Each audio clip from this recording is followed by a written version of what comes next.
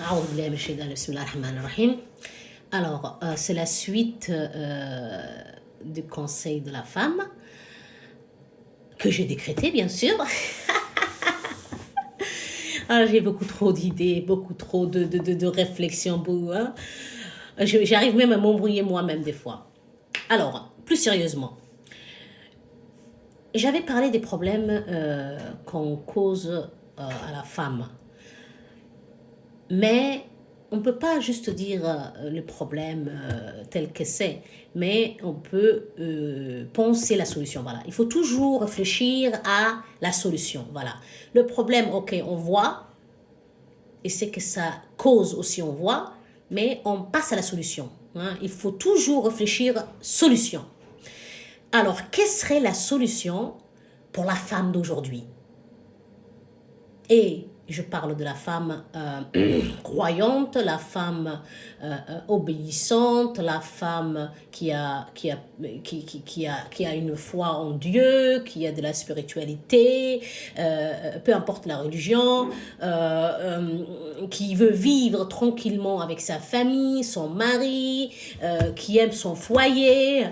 Quelle serait la solution de cette femme? Après, il y a toutes sortes de femmes. Hein. Il y a des femmes qui aiment être actives, travailler, des femmes indépendantes. La création de Dieu, en fait, Dieu a créé l'être humain. On n'est pas des copier-coller. Chaque personne a sa propre destinée. Du coup, la femme ambitieuse, on l'accepte. Yes, ma sœur. Fonce, va nous gagner des millions et des milliards de dollars, d'euros, de krones svenska, de francs, tous les francs. Gagne, vas-y, on est avec toi.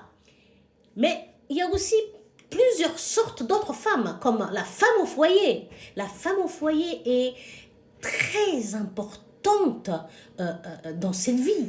Elle éduque les futures générations, c'est les futurs présidents, premiers ministres, les futurs leaders. C'est la femme qui les éduque, qui les élève. C'est leur mère, c'est leur sœur. Du coup, chaque femme est importante. Ça veut dire, mes sœurs qui sont ambitieuses, je suis avec vous. Foncez et Dieu vous aidera, Inch'Allah. Mes sœurs qui veulent être avec les enfants et rester à la maison et s'occuper de la famille et des enfants, c'est un travail noble. Félicitations. Vous avez raison. Au lieu que vos enfants soient éduqués par des étrangères et des étrangers, éduquez-les. On est fiers de vous. C'est ce qu'on veut entendre. Oui, mes frères et sœurs. Il y a les femmes qui aiment travailler à mi-temps, après avoir déposé à l'école les enfants, elles vont aller travailler quelques heures pour voilà, ça leur fait un genre de gymnastique pour s'aérer un peu l'esprit. C'est parfait.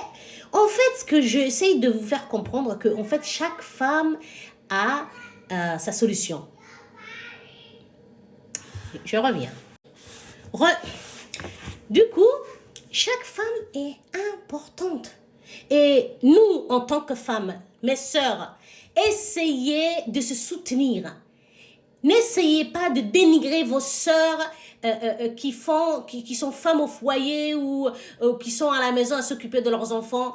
Au contraire, essayez de les encourager et de leur montrer tout le travail qu'elles abattent en sachant qu'elles ne prennent pas de salaire pour faire ça. Parce que nous, les autres femmes actives, on a un salaire de l'extérieur. Elles s'occupent sans rien. C'est vraiment extraordinaire. Il faut avoir une grande force d'esprit pour faire ça. Voilà, on est content d'elles.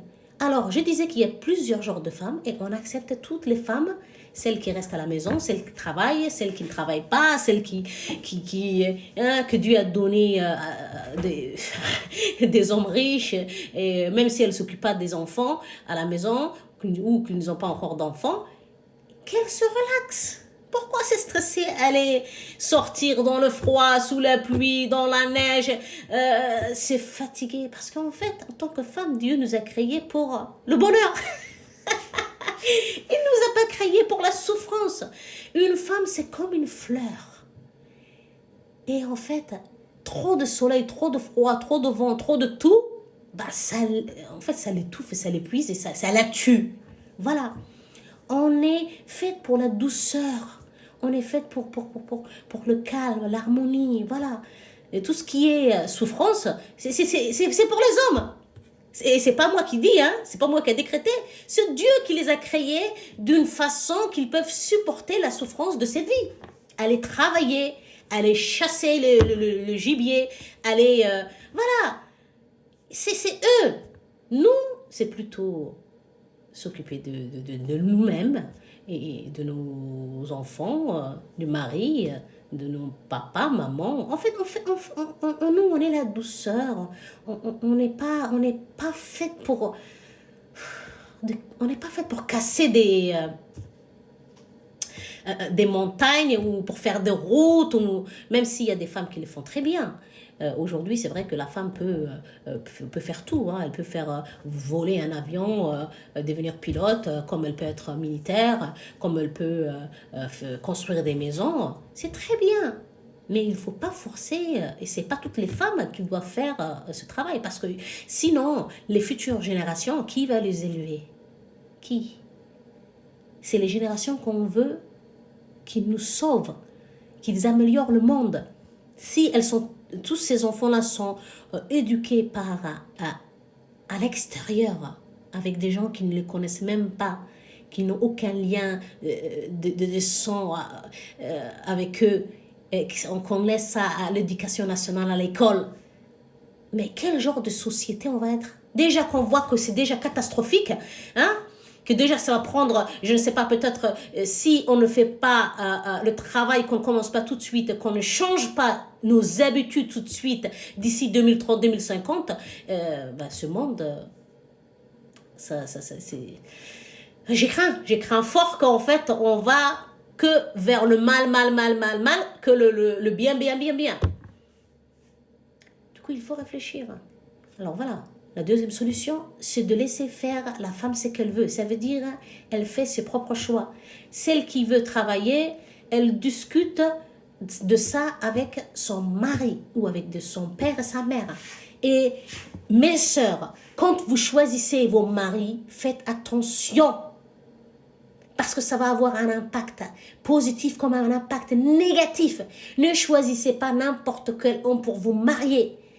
Regardez bien parce que le plus souvent, les problèmes viennent de le mari s'il n'est pas adéquat avec vous, s'il ne vous comprend pas, parce que vous avez choisi pas sur les bons critères. Du coup, il faut bien choisir son mari ou son futur mari pour que demain, parce qu'il sera le chef de famille, on sait... En tant que musulmane, en tant que croyante, parce que moi, sur cette chaîne, je parle plus à la communauté musulmane, mais toutes les femmes du monde peuvent s'en servir de ces conseils et elles sont les bienvenues parce qu'on est tous des êtres humains et on a tous les mêmes problèmes. Demandez à vos parents de regarder cet homme, d'aller chercher qui il est réellement. N'épousez pas parce qu'il est beau, parce qu'il est riche, parce qu'il est ceci, parce que aujourd'hui tu vois tout ça, parce qu'il est gentil et tout, mais demain quand la réalité va faire face et que vous serez mariés, que vous aurez des enfants, ça sera autre chose. Du coup, choisissez bien, mes sœurs, l'homme avec qui vous vous mariez, parce que ce sera lui qui va décider dans votre famille. Si tu dis, écoute chérie, je vais aller travailler, si c'est pas tu l'as pas bien choisi, il va te dire non. Et en tant que musulmane, on écoute son mari. Et là, tu n'es pas dans la merde. Voilà, choisissez bien vos compagnons de vie. Et en fait, je vais continuer à faire des vidéos et les unes après les autres pour donner vraiment mon avis. Et ça ne reste que mon avis, hein. Il ne faut pas aller trop loin, hein. Et je vous dis à bientôt. Ciao!